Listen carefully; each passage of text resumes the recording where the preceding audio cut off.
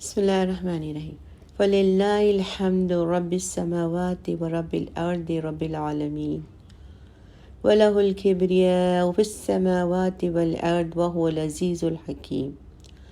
بس تمام تعریف اللہ ہی کے لیے ہے جو آسمانوں کا رب ہے اور زمین کا رب ہے، رب العالمین ہے، اور آسمانوں اور زمین میں اسی کے لیے بڑائی ہے، اور وہی نہایت غالب اور خوب حکمت والا ہے۔ بے شک اللہم صلی علی سیدنا محمد وعلی آل سیدنا محمد۔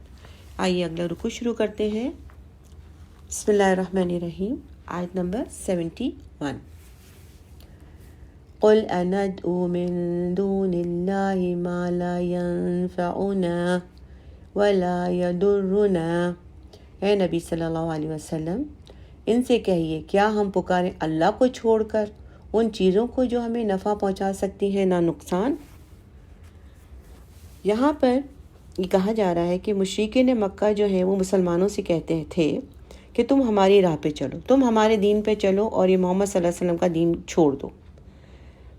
تو اللہ تعالیٰ نے یہاں پر حضور صلی اللہ علیہ وسلم کو فرمایا کہ پوری شدت کے ساتھ ان کی اس بات کی تردید کریں کہ یہ جو بت ہے کسی کو کچھ نفع نہیں پہنچا سکتے، نہ کسی کو کچھ نقصان پہنچاتے ہیں۔ یہ تو خود اپنی بھی حفاظت نہیں کر سکتے، خود پر بیٹھی ہوئی مکھی تک نہیں اڑا سکتے، تو ان کو پکارنے کا کیا فائدہ؟ ان کے سامنے سجدے کرنے سے کیا حاصل ہوگا؟ اچھا، بتوں کے بارے میں تو یہ بات خیر واضح ہے، لیکن اس کے علاوہ بھی پوری کائنات میں کسی کو بھی یعنی کسی کے لیے خیر کی کچھ قدرت رکھنا ممکن ہی نہیں، نہ کسی شر کی قدرت ہے کسی کے پاس، نہ کسی کے پاس خیر کی قدرت ہے۔ تو لا حول ولا قوت الا باللہ کا مفہوم بھی یہی ہے، یعنی جب یہ کلمہ لا حول ولا قوت الا باللہ جب یہ دل میں پیوست ہو جاتا ہے اور جب یقین ہو جاتا ہے، تو پھر انسان کے جو دل میں جب یہ کلمہ گھڑ جاتا ہے تو تبھی توحید جو ہے وہ مکمل ہوتا ہے، یعنی اللہ کی وحدانیت پر یقین ہوتا ہے۔ تو پھر انسان کے لیے بہت آسان ہو جاتا ہے کہ وہ کسی کے سامنے خواہ مخواہ اپنے آگے کسی کے سامنے اپنا سر جھکائے نہیں، اور نہ ہی اپنی عزت نفس کا سودا کرے۔ تو اسی چیز کی جو وضاحت حضور صلی اللہ علیہ وسلم کی ایک حدیث سے ہے۔ حضور صلی اللہ علیہ وسلم نے حضرت عبداللہ بن عباس سے فرمایا کہ اس بات کو اچھی طرح جان لو کہ اگر دنیا کے تمام انسان مل کر چاہیں کہ تمہیں کوئی فائدہ پہنچا دے، تو اس کے سوا کوئی فائدہ نہیں پہنچا سکتے جو اللہ نے تمہارے مقدر میں لکھ دیا، اور تمام انسان مل کر چاہیں کہ تمہیں کوئی نقصان پہنچا دے تو اس کے سوا کوئی نقصان نہیں پہنچا سکتے جو اللہ نے تمہارے مقدر میں لکھ دیا ہے۔ تو لہٰذا ہمیشہ مدد کے لیے پکارو تو اسی اللہ کو پکارو، کسی غیر اللہ کو پکارنے، کسی دوسرے سے سوال کرنے اور کسی اور سے التجا کرنے کا کوئی فائدہ نہیں ہے۔ آگے پڑھتے ہیں وَنُرَدُّ عَلَىٰ أَعْقَابِنَا بعد إذ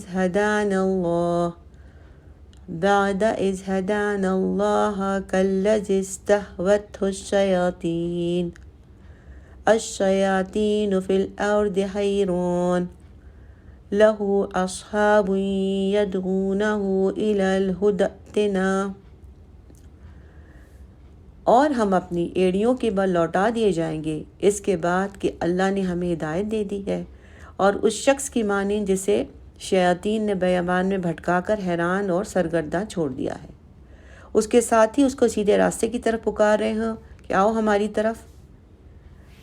اس کے بارے میں یہ ہے کہ یہاں پر اللہ تعالیٰ ایک مثال دیتے ہیں، اور مثال ان کی دیتے ہیں کہ ایک آدمی جو دین پر تھا، توحید پر تھا، اور اس کے بعد پھر شرک میں مبتلا ہو گیا اور بتوں کی پرستی شروع کر دی، کیونکہ مشرکین مکہ مسلمانوں کو یہ کہہ رہے تھے کہ ہماری راہ پہ چلو۔ تو اللہ تعالیٰ اس چیز کو منع کر رہے ہیں، اور اس چیز کے شدت سے یعنی اس کی تردید کرنے کے بعد اللہ تعالیٰ اس کے بارے میں ایک مثال دے رہے ہیں۔ اب یہاں پر ایک عقیدہ تھا مشرکین مکہ کا، جسے یہ روایت میں ہے، یہ ایک مثال ہے جسے اللہ تعالیٰ نے یعنی باطل معبودوں کی عبادت کرنے کے لیے جو لوگ عبادت کرتے ہیں اس کے ضمن میں بیان کیا ہے۔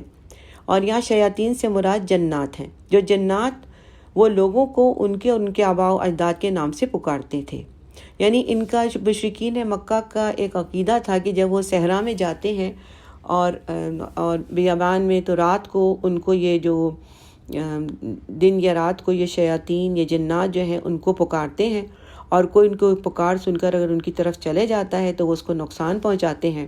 تو یہاں اسی کے بارے میں اللہ تعالیٰ اس سے بتا رہے ہیں، اور اس کے بارے میں یہ روایت اس طرح ہے کہ شیاطین سے مراد جنات ہیں جو لوگوں کو ان کے آباء و اجداد کے نام لے کر پکارتے ہیں، تو ان کے پیچھے لگ جاتے ہیں اور ان کی پیروی شروع کر دیتے ہیں اور سمجھنے لگتے ہیں کہ وہ صحیح بات پر قائم ہے، یہاں تک کہ ہلاکت میں پڑ جاتے ہیں، اور بسا اوقات وہ شیاطین انہیں کھا جاتے ہیں یا کسی ایسی جگہ ڈال دیتے ہیں جہاں پیاس کے مارے مر جاتے ہیں۔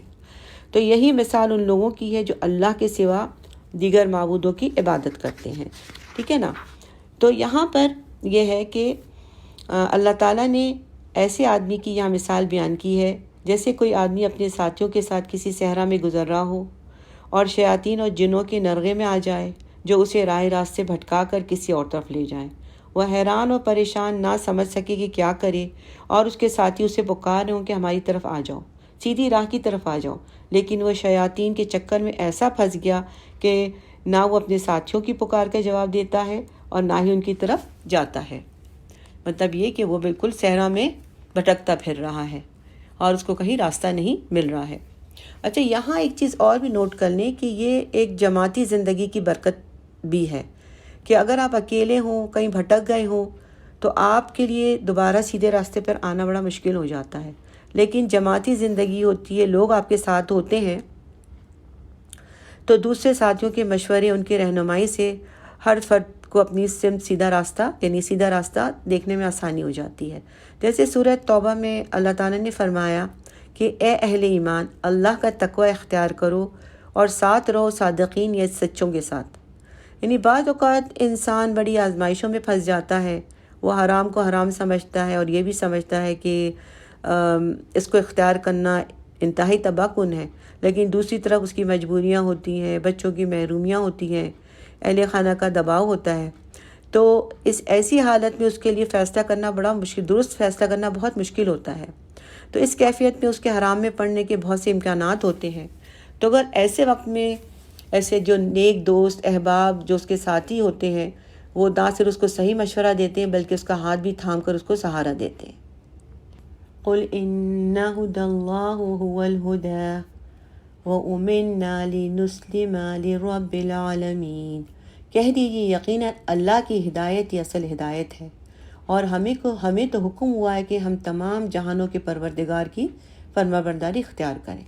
جیسے مشرکین مکہ ان سے کہہ رہے تھے مسلمانوں سے کہ محمد صلی اللہ علیہ وسلم کا دین چھوڑ کر واپس ہمارے دین کی طرف آ جاؤ، تو انہوں نے کہا ایک دفعہ ہمیں اللہ تعالیٰ نے ہدایت دے دی ہے اور اس کے بعد ہم کیسے بھٹک سکتے ہیں؟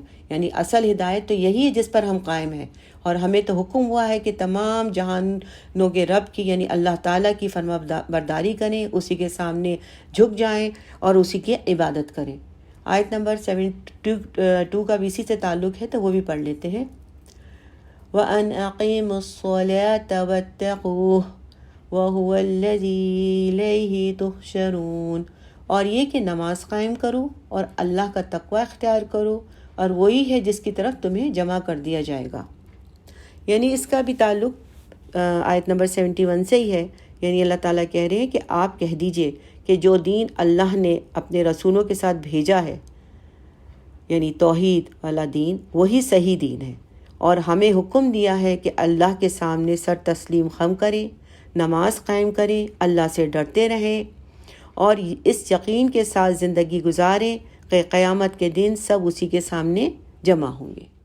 بسم اللہ الرحمن الرحیم، آیت نمبر 73۔ وَهُوَ الَّذِي خَلَقَ السَّمَاوَاتِ وَالْأَرْضَ بِالْحَقِّ،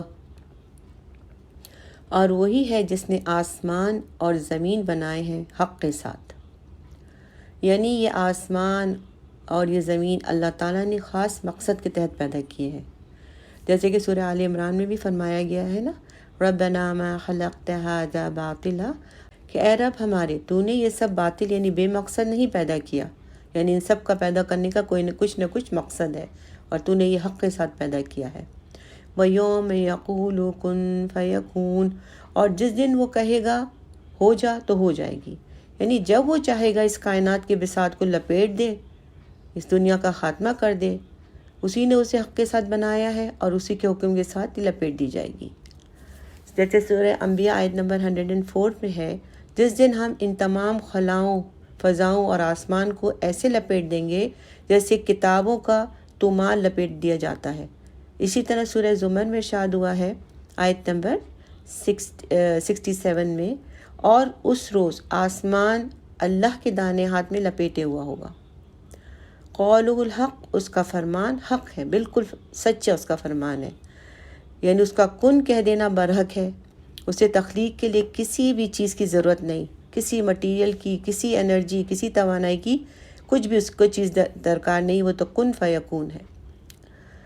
وَلَهُ الْمُلْكُ يَوْمَ يُنفَخُ فِي الصُّورِ، اور اسی دن ہوگی بادشاہی، جس دن سور پھونکا جائے گا۔ یعنی اگرچہ حقیقت میں تو اب بھی بادشاہی اسی رب کی ہے، وہی ہر چیز کا مالک ہے اور وہی خالق ہے، لیکن ابھی جھوٹے سچے کئی بادشاہ ادھر ادھر بیٹھے ہوئے ہیں، لیکن یہ قیامت کے دن سب ختم ہو جائیں گے اور صرف اللہ ہی کی بادشاہی ہوگی، اور پوچھا جائے گا لمن الملک اليوم، یعنی آج کس کی بادشاہی ہے؟ پھر وہ خود ہی جواب میں فرمائے گا للہ الواحد القہار، سورہ مومنین آیت نمبر 16، یعنی یہ صرف اللہ تعالیٰ ہی کی بادشاہت ہے اور کسی کی نہیں۔ عالم الغیب والشہادہ هو الحکیم الخبیر، وہ تمام غیب اور کھلی باتوں کا جاننے والا ہے اور کمال حکمت والا اور ہر شے سے باخبر ہے۔ اچھا، اب ہم اس آیت کو ذرا دوبارہ سے اچھے طریقے سے اس کو اور بھی ہم سمجھ لیتے ہیں کہ جس اللہ نے ہمیں حکم دیا ہے کہ اس کے سامنے ہم سر خم کریں، سر تسلیم خم کریں، اسی نے آسمانوں اور زمین کو عدل اور حکمت کے ساتھ پیدا کیا، یعنی اس کے پیدا کرنے کا اس کا مقصد ہے، بے مقصد نہیں پیدا کیا۔ وہی ان دونوں کا اور اس میں موجود تمام مخلوقات کا مالک اور خالق اور مدبر ہے، اور قیامت کے دن انہیں میدان محشر میں کلمہ کن کے ذریعے جمع کرنے پر قادر ہے۔ اس کی مراد اور خواہش اس کے امر اور حکم کو مؤخر نہیں کر سکتی، یعنی وہ جو چاہتا ہے کر دیتا ہے، اس کا حکم مؤخر نہیں ہو سکتا، اس کا قول جو ہے وہ نافذ ہو کے رہے گا، بہرحال نافذ ہوگا اور واقع ہوگا۔ علماء تفسیر نے لکھا ہے کہ وہ هو الذی الیہ تحشرون کے بعد اس آیت لانے کا ایک مقصد یہ ہے کہ یعنی کہ موت کے بعد جو انسان زندہ کیا جائے گا، اللہ تعالیٰ اس پہ قادر ہے کہ موت کے بعد انسان کو دوبارہ زندہ کیا جائے گا۔ تو مشرکین مکہ کی یہ بھی عقیدہ تھا کہ ہم موت کے بعد دوبارہ زندہ نہیں کیے جائیں گے۔ تو اس عقیدے کی جو تردید کی جا رہی ہے یہاں پر کہ اللہ تعالیٰ اس چیز پہ قادر ہے کہ مرنے کے بعد ان کو دوبارہ زندہ کرے گا، ہر انسان دوبارہ زندہ ہوگا موت کے بعد۔ اور جیسے کہ اللہ تعالیٰ نے سورہ یاسین میں بھی فرمایا ہے نا کہ وہ ذات جس نے آسمانوں اور زمین کو پیدا کیا، کیا اس بات پر قادر نہیں کہ اس سے جیسا پیدا کرے؟ ہاں، وہ قادر ہے، وہ بڑا پیدا کرنے والا ہے، بڑا جاننے والا ہے، اور جب کبھی کسی چیز کا ارادہ کرتا ہے اس کے لیے اتنا کہہ دینا کافی ہوتا ہے کہ ہو جا، تو وہ چیز اسی وقت ہو جاتی ہے۔ اچھا، اس کے بعد اللہ تعالیٰ نے فرمایا کہ جس دن قیامت کا سور پھونکا جائے گا، اس دن اسی کی بادشاہت ہوگی، اور وہ اپنے فرما بردار بندے، نیک بندے اور گناہ گار بندے جو معاصی میں ہر وقت رہے ہیں، جو اس کے حکم عدولی کرتے رہے ہیں، ان کے ساتھ ان کے اعمال کے مطابق برتاؤ کرے گا، یعنی جیسے اعمال ہوں گے اسی حساب سے ان کے ساتھ ان کا برتاؤ ہوگا۔ اور سور سے مراد وہ چیز ہے جس میں حضرت اسرافیل علیہ السلام پھونک ماریں گے، جیسا کہ مسند احمد میں ہے، ابو سعید خدری رضی اللہ تعالیٰ عنہ سے مروی ہے کہ نبی صلی اللہ علیہ وسلم نے فرمایا، میں آرام کیسے محسوس کروں جبکہ سور والے فرشتہ نے سور منہ میں لیا ہوا ہے اور پیشانی جھکائی ہوئی ہے اور انتظار میں ہے کہ کب اسے حکم ملے اور اس میں پھونک مارے۔ مسند احمد میں عبداللہ بن عمر رضی اللہ تعالیٰ عنہ سے روایت ہے کہ ایک دیہاتی نے رسول صلی اللہ علیہ وسلم سے سور کے بارے میں پوچھا تو آپ نے فرمایا، وہ ایک سینگ ہے جس میں پھونک مارا جائے گا، یعنی ایک سینگ کی طرح سے، گائے کی سینگ جو ہوتی ہے نا، جو اندر سے ہالو ہوتی ہے، یعنی سینگ کی طرح، اس میں جب پھونک مارا جائے گا تو یہ سور ہوگی۔ آیت نمبر 74. وَإِذْ قَالَ إِبْرَاهِيمُ لِأَبِيهِ آزَرَ أَتَتَّخِذُ أَصْنَامًا آلِهَةً، اور یاد کرو جب کہا تھا ابراہیم نے اپنے باپ آزر سے کہ کیا تم ان بتوں کو اپنا خدا مانتے ہو؟ انی اراک وقومک فی ضلال مبین، میری رائے میں تو آپ اور آپ کی قوم کھلی گمراہی میں مبتلا ہے۔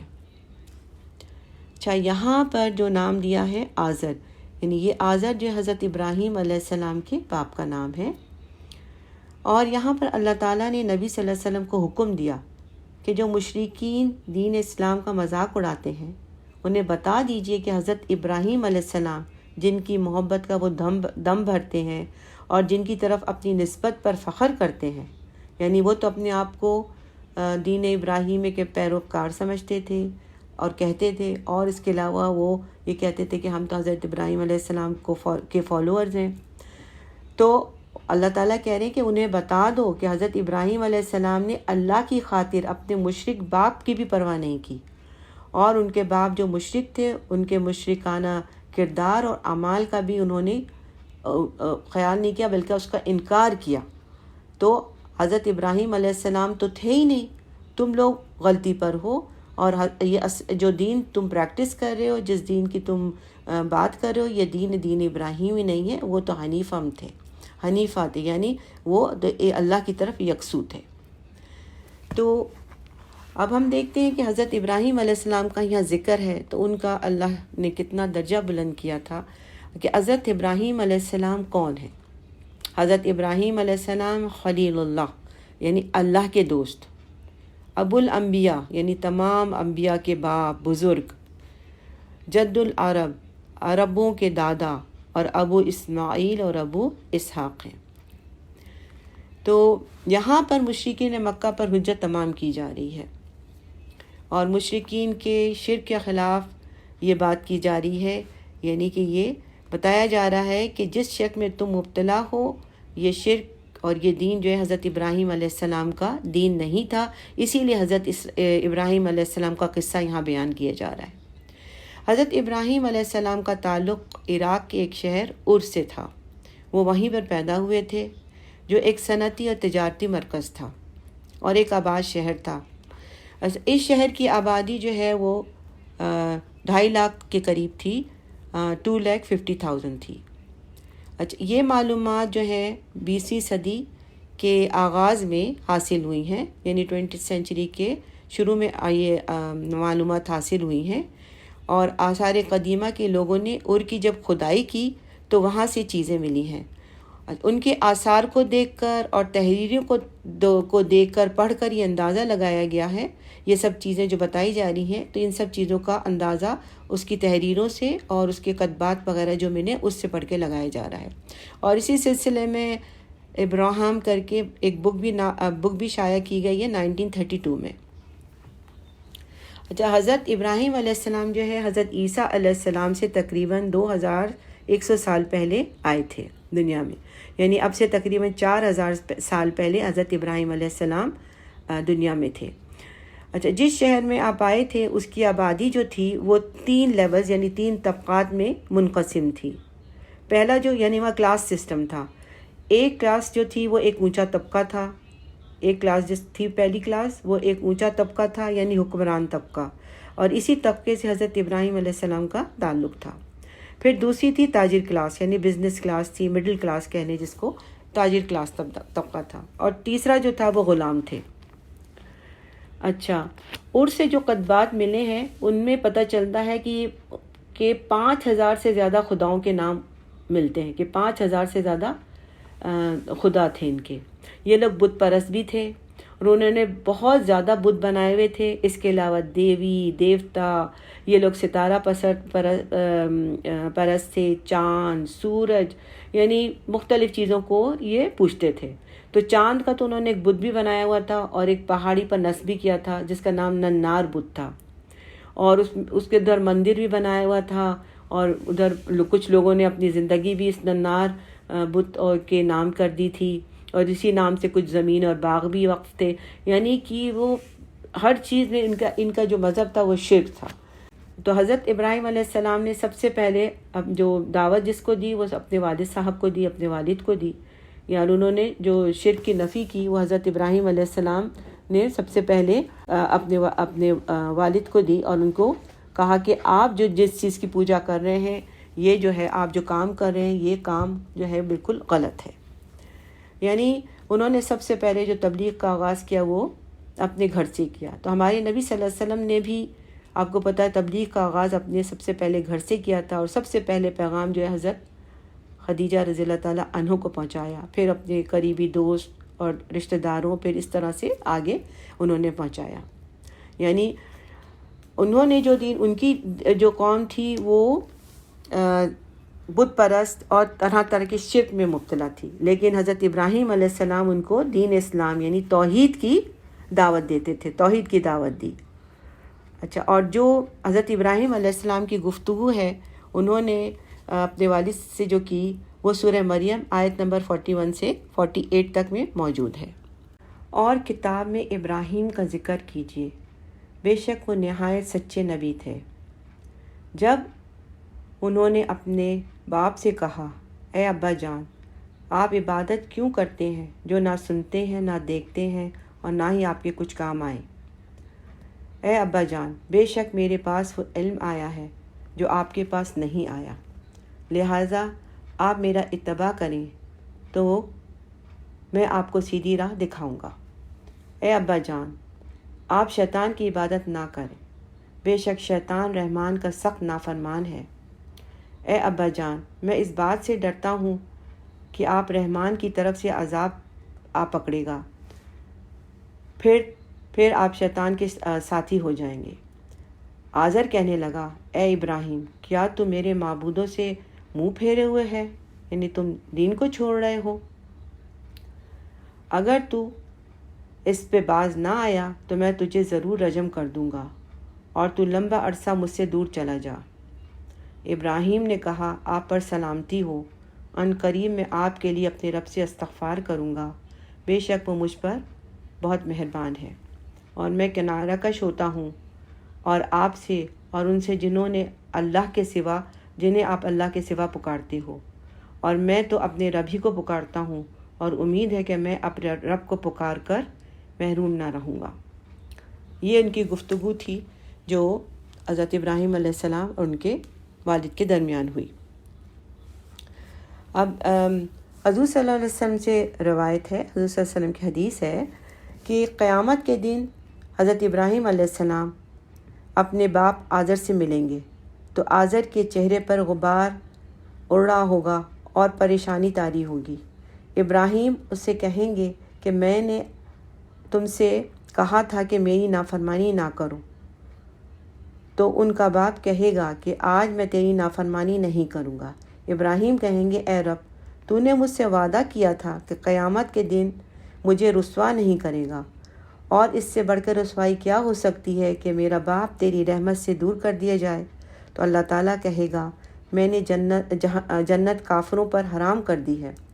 پھر کہا جائے گا، اے ابراہیم، اپنے پاؤں کے نیچے دیکھو۔ وہ دیکھیں گے تو انہیں خون میں لت پت ایک جسم ملے گا جس کے پاؤں کو پکڑ کر جہنم میں ڈال دیا جائے گا۔ تو یہاں پہ یہ بتایا جا رہا ہے کہ حضرت ابراہیم علیہ السلام جو تھے وہ خود شرک سے بیزار تھے اور ان کا یہ دین نہیں تھا، اور جو مشرکین مکہ کہہ رہے ہیں کہ ہم دین ابراہیم پر ہیں تو غلط ہے، اور یہ جو ہے ان کا انجام بہت غلط ہوگا۔ اگر یہ لوگ اپنے شرک سے باز نہ آئے اور توحید کی طرف نہ آئے تو پھر ان کا بھی انجام بہت ہی خراب ہوگا اور وہ جہنم میں جائیں گے۔ بسم اللہ الرحمن الرحیم، آیت نمبر 75۔ وَكَذَلِكَ نُرِي إِبْرَاهِيمَ مَلَكُوتَ السَّمَاوَاتِ وَالْأَرْضِ، اور اسی طرح ہم دکھاتے رہے ابراہیم علیہ السلام کو آسمانوں اور زمین کے ملکوت، وَلِيَكُونَ مِنَ الْمُوقِنِينَ، تاکہ وہ پوری طرح یقین کرنے والوں میں سے ہو جائے۔ یہاں جو ملکوت ورڈ استعمال ہوا ہے، اس سے مراد ہے یہ پورا نظام جس کے تحت اللہ تعالیٰ اس کائنات کو چلا رہے ہیں، اور یعنی یہ ملک عظیم، اللہ تعالیٰ کا جو یہ ملک عظیم ہے، بعض نے کہا کہ اس سے مراد آسمانوں اور زمین میں جتنی بھی عجائب و غرائب ہیں کہ اللہ تعالیٰ نے آسمانوں اور زمین کی ہر چیز کو حضرت ابراہیم علیہ السلام کے سامنے کھول کے رکھ دی. انہوں نے عرش تک اور زمین کی آخری تہ تک جتنے خزانے، جتنی بھی چیزیں، سب چیزوں کا مشاہدہ کیا. اللہ تعالیٰ کا مقصد یہ تھا کہ ان کو توحید کی وحدانیت پر، اللہ کی وحدانیت پر یقین ہو جائے اور ان کا یقین جو ہے وہ مزید مستحکم ہو جائے. اور اللہ تعالیٰ اس طرح کے مشاہدے جو ہیں رسولوں کو کرواتے ہیں تاکہ ان کا جو یقین کا درجہ ہے وہ چیزیں آنکھوں سے دیکھ کے وہ یقین کا درجہ جو ہے وہ حق الیقین تک بدل جائے. اچھا، اب جیسے انسان کے ایمان کے درجے ہوتے ہیں، اسی طرح یقین کے بھی درجے ہوتے ہیں. اور یقین کے درجے میں پہلا جو درجہ ہوتا ہے اس کو کہتے ہیں علم الیقین، دوسرے درجے کو کہتے ہیں عین الیقین، اور تیسرے درجے کو کہتے ہیں حق الیقین. ابراہیم علیہ السلام کے پاس علم الیقین تو تھا، پھر اللہ تعالیٰ نے ان کو دکھایا عین الیقین، یعنی عین الیقین سے اللہ تعالیٰ نے تمام عجائبات، ہر چیز کے مشاہدات اللہ تعالیٰ نے جب ان کو کروا دیے تو وہ ان کو عین الیقین ہو گیا. اور اس کے بعد تو وہ ہو گئے من الموقنین، ولیکون من الموقنین، یعنی کہ وہ حق پہچاننے والے ہو گئے اور وہ حق الیقین تک پہنچ گئے. یعنی ان کا یقین جو تھا اللہ پہ وہ حق الیقین تک پہنچ گیا، یقین کے آخری درجے تک پہنچ گیا. اور اللہ تعالیٰ نے واقعی ان کو سچا یقین اور حق الیقین نصیب فرمایا. اور ان کے اس کے بعد جو بھی ان پر آزمائش آئی، جو بھی ان کے پاس اللہ تعالیٰ کی طرف سے، لوگوں کی طرف سے پریشانیاں آئیں، اللہ تعالیٰ کے حکم سے جو بھی ان پر پریشانیاں آئیں، لیکن انہوں کبھی بھی اپنی راہ سے نہیں ڈگمگائے اور نہ ان کا ایمان جو متزلزل نہیں ہوا. بڑے سے بڑی قربانی دینے کے لیے وہ تیار تھے. ان پر اللہ تعالیٰ نے اسی لیے ان کو چن لیا. ان کو آگ میں پھینکا گیا، اس سے وہ نہیں گھبرائے اور آگ گلزار ہو گئی. اسی طرح ان کو حکم دیا گیا کہ اپنے بیٹے کو قربان کرو، تو اللہ کی راہ میں انہوں نے اپنے بیٹے کو قربان کیا اور اس پہ سے بھی دریغ نہیں کیا. تو ان کو اللہ تعالیٰ نے حق الیقین عطا فرما دیا تھا. اسی لیے قرآن ہمیں بھی کائنات پر غور و فکر کرنے کی دعوت دیتا ہے تاکہ ہم اپنے رب کو پہچان سکیں، اپنے رب کی معرفت حاصل کریں. اسی لیے سورہ آل عمران کی آیت نمبر 91 میں ہے نا، ربنا ما خلقت ھذا باطلا، یعنی اللہ تو نے یہ زمین جو ہے، یہ آسمان جو بنائی ہے، یہ مقصد سے بنائی ہے، بے مقصد نہیں ہے، اس کا کوئی مقصد ہے. تو قرآن ہمیں غور و فکر کی دعوت دیتا ہے. تو جو شخص اللہ سبحانہ تعالیٰ کی طرف رجوع کرتا ہے، اللہ تعالیٰ اس کے دل کی آنکھیں کھول دیتے ہیں. جب دل کی آنکھیں کھل جاتی ہیں تو چیزوں کی حقیقت زیادہ نظر آنے لگتی ہے اور واضح ہو جاتی ہے. چیزوں کی حقیقت جو ہے وہ واضح ہونے لگتی ہے. اور یہ جو ہماری آنکھیں، ان سے ہم ظاہری کی چیزیں، ظاہرت دیکھتے ہیں، ظاہری چیزیں دیکھتے ہیں، لیکن جب دل کی آنکھیں کھل جاتی ہیں تو آنکھوں سے جو ہے، دل کی آنکھوں سے حقیقت جو ہے وہ روشن ہو جاتی ہے. ہر چیز کی حقیقت روشن ہو جاتی ہے، یعنی ظاہر کے پیچھے جو حقیقت ہوتی ہے وہ نظر آنے لگتی ہے. پھر اس کے یقین کا درجہ جو ہے، انسان کا یقین کا درجہ بڑھ جاتا ہے اور وہ حق الیقین کے درجے تک پہنچ جاتا ہے. بسم اللہ الرحمن الرحیم، آیت نمبر 76. فَلَمَّا جَنَّ عَلَيْهِ اللَّيْلُ رَأَىٰ كَوْكَبًا قَالَ هَٰذَا رَبِّي فَلَمَّا أَفَلَ قَالَ لَا أُحِبُّ الْآفِلِينَ. جب رات ہوئی، ان کو اپنی تاریکی میں ڈھانپ لیا تو انہوں نے دیکھا ایک چمکدار ستارے کو اور کہا یہ میرا رب ہے. یہ سوالی انداز ہے کہ کہا یہ میرا رب ہے. پھر جب وہ غروب ہو گیا تو کہنے لگے میں غروب ہونے والوں کو پسند نہیں کرتا، یعنی میں اس کو اپنا خدا کیسے مان لوں. اصل میں آپ کو جیسے پتہ ہے کہ حضرت ابراہیم علیہ السلام جن لوگوں میں تھے وہ لوگ سخت بت پرست تھے، سورج، چاند، ستارے، ہر چیز کی پرستش کرتے تھے، اور اس میں ان کے والد بھی تھے، ان کے باپ بھی اس میں شامل تھے. تو ان کو پتہ تھا کہ یہ لوگ جو ہیں غلطی پر ہیں، شرک پر ہیں. تو ابراہیم علیہ السلام نے چاہا کہ ان کی اس دینی غلطی کو واضح کر دیں، اور جن باطل معبودوں کی پرستش کرتے ہیں، جن کو یہ پوجتے ہیں، جو معبود بننے کے قابل بھی نہیں ہیں، ان کو یہ پوجتے ہیں. اس لیے ابراہیم علیہ السلام نے یہ طریقہ، یہ اسلوب اختیار کیا کہ ان کو بتانے کے لیے، ان کو تنبیہ کرنے کے لیے کہ تم جن کو خدا مانگتے ہو، رب مانتے ہو، جس کی پوجا کرتے ہو، وہ اصل میں پرستش کے قابل ہی نہیں ہیں۔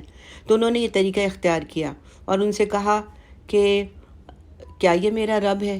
اور جب وہ ڈوب گیا تو انہوں نے کہا کہ میں ڈوب جانے والے اور غائب ہو جانے والوں کو پسند نہیں کرتا، اس لیے کہ یہ ایسی حقیر چیز ہے، یہ حقیر صفت والی چیز اللہ نہیں ہو سکتی۔ اللہ کیسے ہو سکتا ہے؟ جو چیز چھپ جائے، جو چیز نظر نہ آئے، وہ چیز اللہ نہیں ہو سکتی۔ تو یہ انہوں نے ایسا ایک طریقہ اختیار کیا تھا تاکہ لوگوں کو اس چیز کا احساس دلائیں کہ وہ غلط چیز کو کہ پوج رہے ہیں، غلط چیز کی پرستش کر رہے ہیں۔ بسم اللہ الرحمن الرحیم، آیت نمبر 77۔ فَلَمَّا رَأَى الْقَمَرَ بَازِغًا قَالَ هَذَا رَبِّي فَلَمَّا أَفَلَ قَالَ لَئِن لَّمْ يَهْدِنِي رَبِّي لَأَكُونَنَّ مِنَ الْقَوْمِ الضَّالِّينَ۔ پھر جب انہوں نے دیکھا چاند چمکتا ہوا تو کہا یہ ہے میرا رب۔ پھر جب وہ بھی غائب ہو گیا تو انہوں نے کہا کہ اگر میرے رب نے مجھے ہدایت نہ دی تو میں گمراہوں میں سے ہو جاؤں گا۔ یہاں بھی ابراہیم علیہ السلام کی جو قوم ہے اس کو تنبیہ کر دی جا رہی ہے، بلکہ حضرت ابراہیم علیہ السلام بھی ان سے کہہ رہے ہیں کہ جو آدمی چاند کو اپنا معبود بنا لے وہ یقیناً گمراہ ہے، اور یہ کہ رائے حق کی طرف سے ہدایت تو اللہ کی توفیق سے ملتی ہے اور اس کے ہی کرم سے، اس کے لطف و کرم سے ملتی ہے۔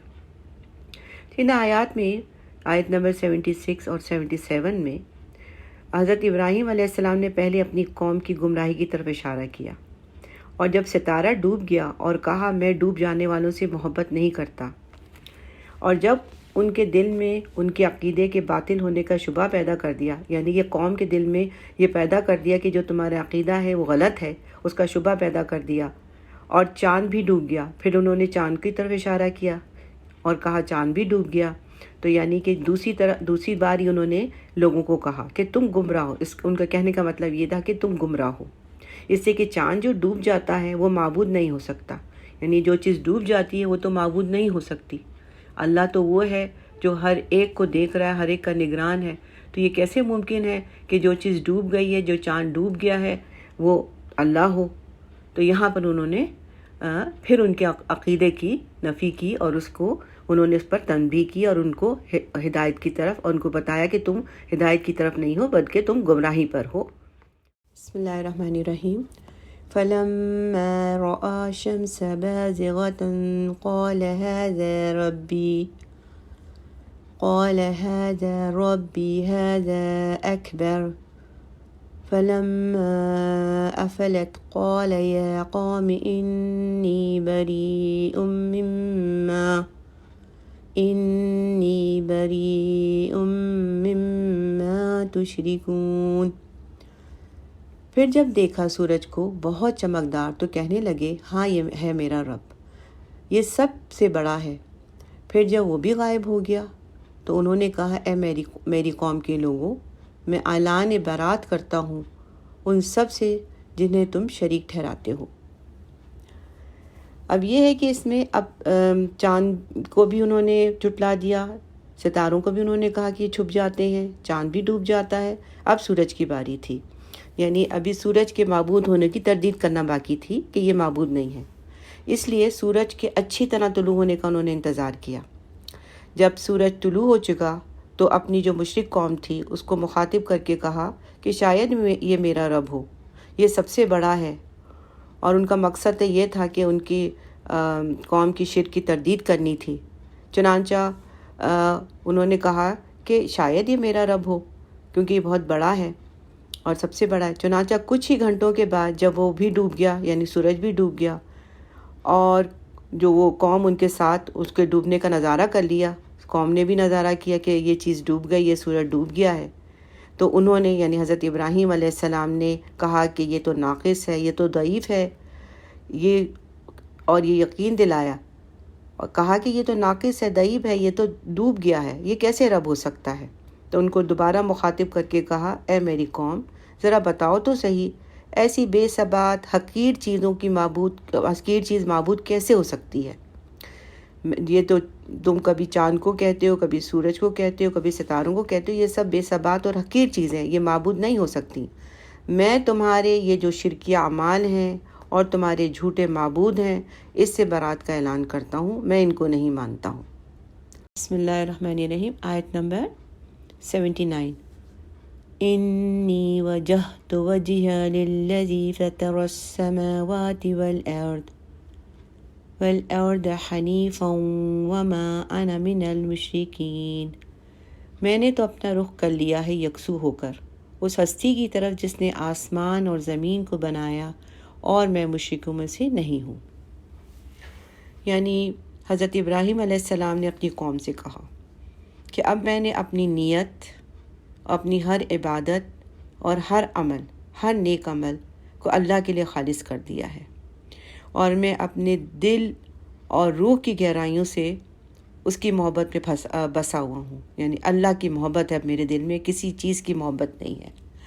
اس ذات پاک کی محبت جس نے آسمانوں اور زمینوں کو پیدا کیا ہے، یعنی اس اللہ کی محبت ہے میرے دل میں جس نے آسمانوں اور زمینوں کو پیدا کیا ہے۔ اور جو تمہارے تمام جو باطل یا غلط عقائد ہیں، فرسودہ رسمیں ہیں، اور تمام جو تمہارا غلط دین ہے، اس سے میں دوری اختیار کرتے ہوئے اعلان کرتا ہوں کہ میں مشرک نہیں ہوں۔ حنیفا وما انا من المشرکین، کہ میں مشرک نہیں ہوں، میں یکسو ہو کر اس ہستی کی طرف ہوں، اس ہستی کی عبادت کرتا ہوں، اور میں مشرکوں میں سے نہیں ہوں۔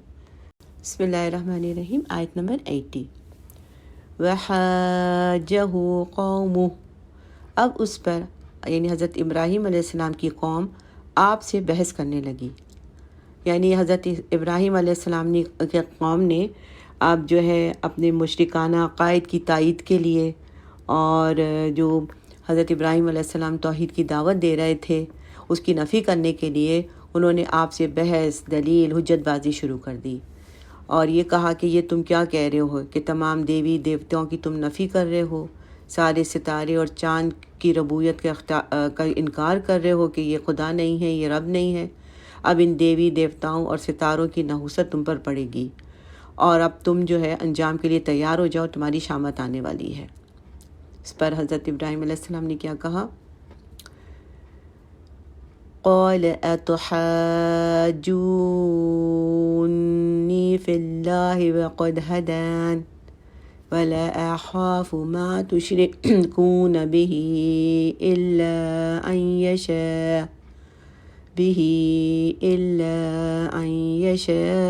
ربی شیئا۔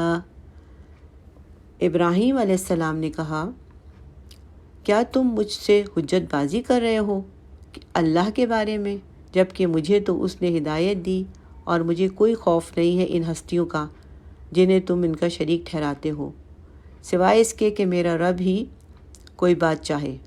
ہاں، اگر اللہ چاہے تو مجھے کوئی تکلیف پہنچے، تو کوئی آزمائش آئے تو ٹھیک ہے، کیونکہ وہ میرا خالق ہے، میرا رب ہے، لیکن اس کے علاوہ مجھے کسی کا کوئی خوف نہیں، نہ تمہاری کسی دیوی کا، نہ کسی دیوتا کا، نہ ستارے کا، نہ کسی کی نحوست کا، نہ کسی بھی چیز کا۔ وسع ربی کل شیء علما افلا تتذکرون، میرا رب ہر شے کا علم کے اعتبار سے احاطہ کیے ہوئے ہے، تو کیا تم نصیحت حاصل نہیں کرتے؟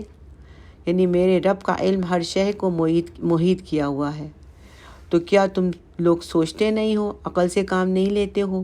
یعنی میرے رب کا جو علم ہے وہ ہر چیز پر ہے، وہ رب العالمین ہے، اس کا علم ہر چیز کو گھیرے میں لیا ہوا ہے، اس کے علم نے ہر چیز کو گھیرے میں لیا ہوا ہے۔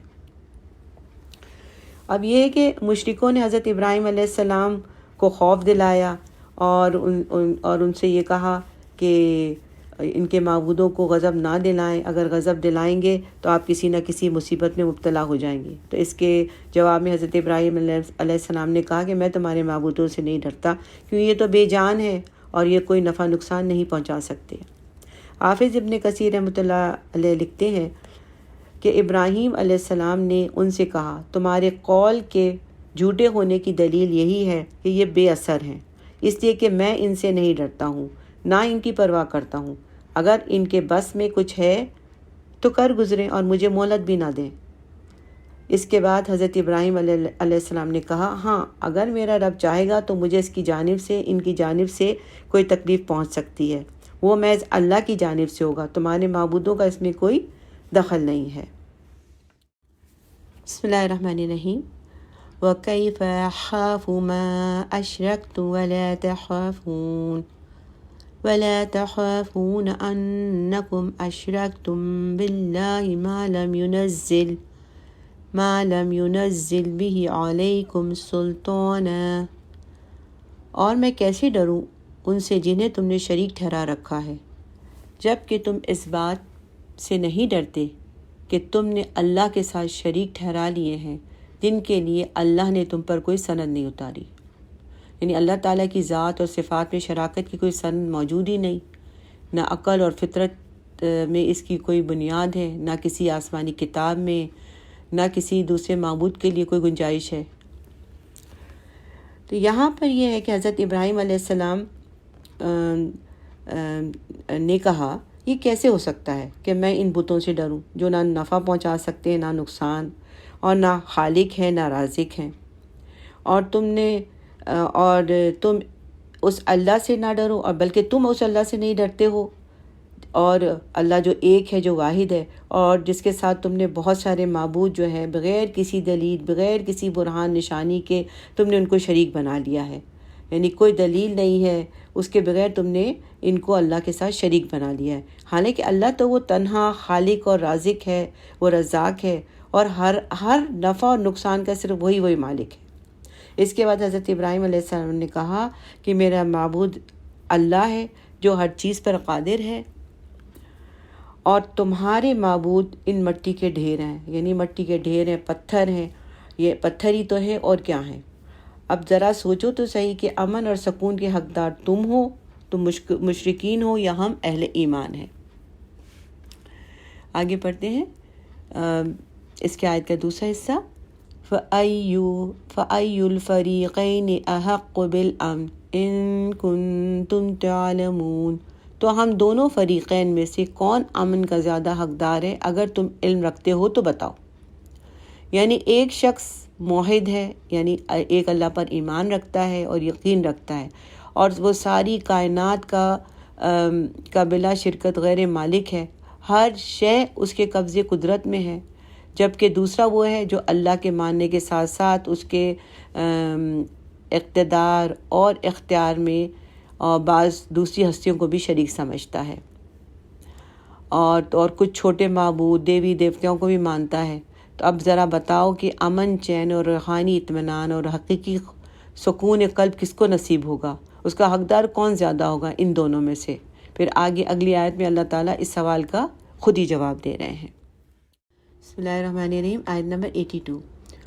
الذین آمنوا ولم یلبسوا ایمانہم بظلم اولئک لہم الامن وہم مہتدون، یقیناً وہ لوگ جو ایمان لائے انہوں نے اپنے ایمان کو کسی طرح کے شرک سے آلودہ نہیں کیا، وہی لوگ ہیں جن کے لیے امن ہے اور وہی راہ یاب ہوں گے۔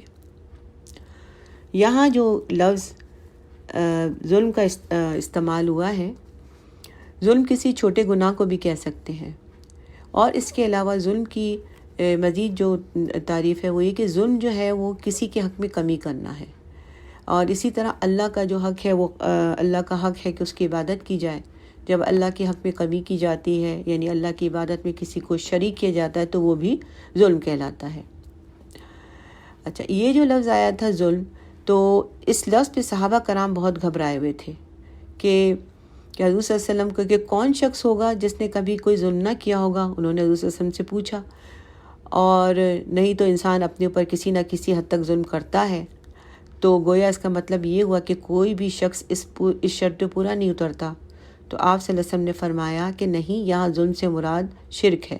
پھر آپ صلی اللہ علیہ وسلم نے سورہ لقمان کی وہ آیت تلاوت فرمائی جس میں شرک کو ظلم عظیم قرار دیا گیا ہے۔ آیت نمبر 13 ہے کہ اے میرے بیٹے، اللہ کا کسی کو شریک نہ بناؤ، بے شک شرک ظلم عظیم ہے۔ آپ صلی اللہ علیہ وسلم نے فرمایا یہاں ظلم سے مراد شرک ہے، اور ابن حاتم لکھتے ہیں کہ تمام صحابہ کرام اور تابعین عظام نے ظلم کا معنی شرک ہی بتایا ہے۔ تو یہاں پر جو بات پہلے بیان کی جا چکی ہے کہ امن اور خوف کے حقدار جو ہیں کون لوگ ہوں گے، تو یہاں یہی بتایا جا رہا ہے کہ اصل حقدار جو ہوں گے وہ اہل ایمان ہوں گے۔ یہاں پر ان کی مزید وضاحت کی جا رہی ہے کہ جو اہل ایمان ہیں وہی جو ہے وہ امن اور خوف میں ہوں گے۔ وہ کون ہوں گے؟ یعنی کہ اللہ پر ایمان رکھتے ہوں گے، انہوں نے بتوں کی پوجا نہیں کرتے، ایک اللہ واحد کو مانتے ہیں، تو یہ لوگ ہیں جو امن اور سلامتی سے ہوں گے۔ اللہ تعالیٰ فرماتے ہیں کہ قیامت کے دن اللہ کے عذاب سے امن انہی کو نصیب ہوگا جنہوں نے شرکیہ اعمال کے ذریعے اپنے ایمان کو فاسد نہیں بنایا۔ ایمان کو فاسد بنانے کا مطلب ایمان کو خراب نہیں کیا، انہوں نے ختم نہیں کیا، اور دنیا میں بھی وہی لوگ اہل حق ہیں، اور یہی لوگ جو ہیں وہ دنیا میں اہل حق ہوں گے۔ تو یہاں پر یہ بتایا جا رہا ہے کہ جو نیک لوگ ہیں، جو اہل ایمان ہیں، جو راہیاب لوگ ہیں، اور جو اللہ کو ایک مانتے ہیں، وہی لوگ جو ہیں امن اور چین اور سلامتی سے ہوں گے دنیا میں۔ قیامت کے دن ان پر امن، چین اور سلامتی ہوگی۔ یہاں پر یہ رکوع اختتام پذیر ہوا۔ اللہ تعالیٰ قبول فرمائے۔ اس کے پڑھنے پڑھانے میں ہم سے جو بھی غلطیاں کوتاہیاں ہوئی ہیں اللہ تعالیٰ ہمیں معاف فرمائے۔ ربنا لا تؤاخذنا ان نسینا او اخطأنا۔ بارک اللہ لی ولکم وآخر دعوانا ان الحمد للہ رب العالمین۔ سبحانک اللہم وبحمدک نشہد ان لا الہ الا انت نستغفرک ونتوب الیک۔ آمین یا رب العالمین۔ السلام علیکم ورحمۃ اللہ وبرکاتہ۔